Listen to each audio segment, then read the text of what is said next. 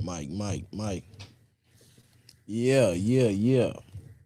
Welcome back to the channel, boy. You already know it's your boy Big 618Cs. Look, we gonna check out this video from over there on Club Shay Shay today. It's a comedian, Ryan Davis, bro. I remember when bro first started bubbling. He been around for a minute, but he was bubbling way back in the day in the what I like to call the second wave of the internet. You know what I'm saying? Great comedian, man. Seems like even greater person. But I wanted to check out this video because he talk about the title of this video is his daughter's love can be became transactional. That's cold right there. So let's get into it. What he talking about, bro? And I told you I'm gonna be more candid on here than I've ever been. I never talk about my co-parenting situation, but whenever I have two children. I have an 8-year-old son and a 10-year-old daughter. She's about to turn 11, and it's been rough. I've been there every step of the way financially. I haven't always been there the way that I should have physically. But I wasn't always allowed to be there like I could have been physically too. But those are the sacrifices that you got to make because it all depends on how successful are you trying to be. Yeah, it is hard because the greater the goal, the greater the sacrifice needed to reach said goal. And nobody talks about what it is to be in this space. I appreciate people like Kevin Hart and others who give candid interviews because you don't know, nobody prepares you for what it is to fly to a city, a bunch of people to a city you've never been to, a bunch of people paid, got dressed to go enjoy what it is that you do. You enjoy what you do, you love what you do, you take that money home and you give it back to your children and their mother for them to have a better life, but the children don't feel as close because you're gone to go do this thing. Yeah. She feels abandoned or feel like she's doing it on her own. Because even if you're doing it financially, you can't supplement time. No. And when you're carrying the load financially, you don't want to hear nobody talk about how you not doing your bop. What? Taking care of 3 households. Exactly. I'm not doing my part. It's hard for you to it's hard for you to see. Because time is the most valuable commodity. It's the most valuable commodity. So then I ran into this thing where my daughter went from I love my dad to let me see what I can get out of him.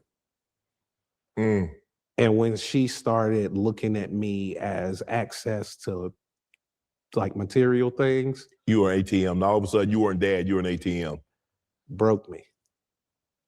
Because it was like, I only want to be around him if I can get something out of him. So let me ask you this. Did you sit down and have a conversation? How did you come to the realization that it was, yes, this is my child, but my child only wants to be around me because of what the access that she has to things, perfume, jewelry, clothes, makeup, whatever the case may be? It's heartbreaking. It's heartbreaking because it's like, it's heartbreaking because it's like, my daughter saved my life. I'm not a very motivated person. And when we went and got that ultrasound and they said it's a girl, I knew I couldn't be a mediocre man anymore because it would affect how she viewed men in general. And then she'd have been okay with that. And she would be okay with a mediocre man. And I worked harder than I ever worked in my life because of her. She's my reason. And then for my reason, and she was a daddy's girl, big time. Oh, big time. That's my oldest. Yeah, she's my oldest. Yeah. Yeah. And to watch that daddy's girl go from, I just want to be around him, I just want to touch him, I just want to sleep on him, be cuddled up to him, to, hey, if he ain't buying me nothing, I really ain't trying to go. Like, I lost her. And it takes a long time to get them back. And so for me, that was the one thing about this whole custody agreement that was like so important for me. It was like while we're going through what it is, and then me and their mother was talking, and she was like, "Dang, it's like you're trying to get so much time." I'm like, "Yeah, Yeah. yeah," because that's all that matters Because now. once it's gone, Because once it's gone, it's gone. It's like you had so much of the first half. Just please let me get more on the back end. you do. Man, that was a good interview, bro. That was a good interview. And if you want to watch, that was a good clip, shall I say. And if you want to watch that interview in its entirety, go over there to Club Shay Shay, bro. You already know the type of content, so I ain't even gotta hype them up. But I do not disagree with anything that he said in that video. And I totally agree with everything that bro said in this video. And he had some valid points, especially when he talked about sometimes he was not allowed to physically be there with his kids. And when he said that, most people would think like, oh, he finna go into like the mama not allowing him, you know what I'm saying? But he didn't go there. He went into the demands of the job and the lifestyle.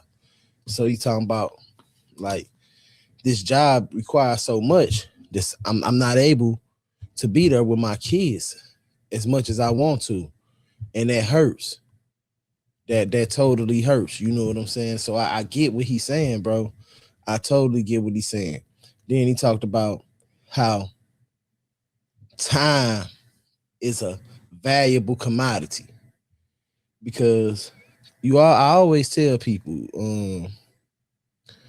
a man with a whole lot of money might not have a whole lot of time, and a man with a whole lot of time might not have a whole lot of money. Now, if you're a man with a whole lot of time and a whole lot of money, you should consider yourself one of the most luckiest people in the world, because sometimes that's just not possible. So I totally get what he's saying. And just spending that time is way better than gifts. The time, like I got daughters, all daughters, and the time, the sitting at the table at 6-7 o'clock talking about our day, decompressing, going through our day, on Sunday asking them what can I do as a father to get better. Those conversations, they like building blocks of love. But when you out constantly and you just provide, you always gone. Sometimes you miss those moments. So I feel and I empathize with his heart, bro, and never judge him on this, because I can empathize with his heart, because I remember when I was on my chase, I was in them streets and I was chasing this management thing. I wanted to be like a rapper manager, an actor manager, and things like that. So I'm chasing it. I'm going out of town anywhere I can, Las Vegas, tours, I'm doing all kind of stuff. But once I realized like, damn, I'm finna have a daughter, I needed to make a change. You know what I'm saying? Because I feel like I'm always gone.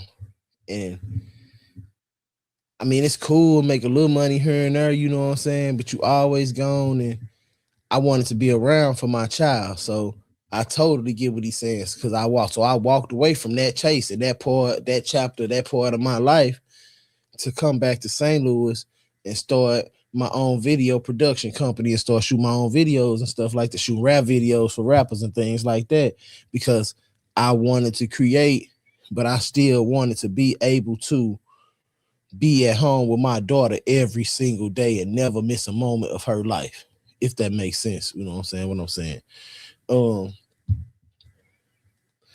And so that time away, it can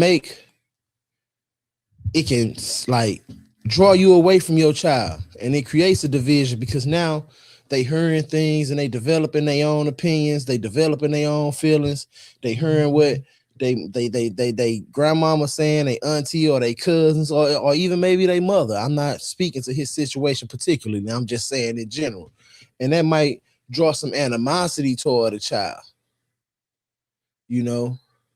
that this parent not here no more, and this parent is, and it's looking like this parent doing everything when this parent is really providing everything, but you a kid, so you don't know because you ain't staying in the kid place.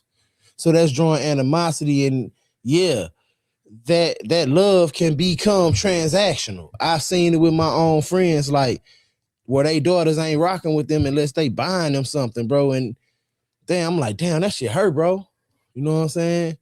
So I had somebody reach out to me like, man, what you think about that Ryan Davis? And I'm like, I ain't seen it, but they're like, oh, you should do it to talk about it on YouTube. So I'm like, all right, I'm finna watch it. I'm finna talk about it on YouTube. So I just want to share my thoughts on that, man. You know what I'm saying?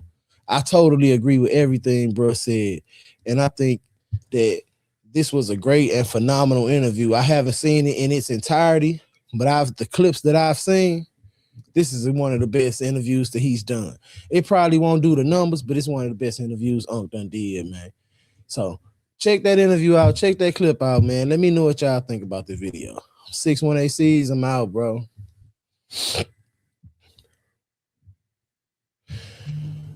All right, bro, we got this video we finna check out today. It's Ryan Davis, comedian from over on Club Shay Shay.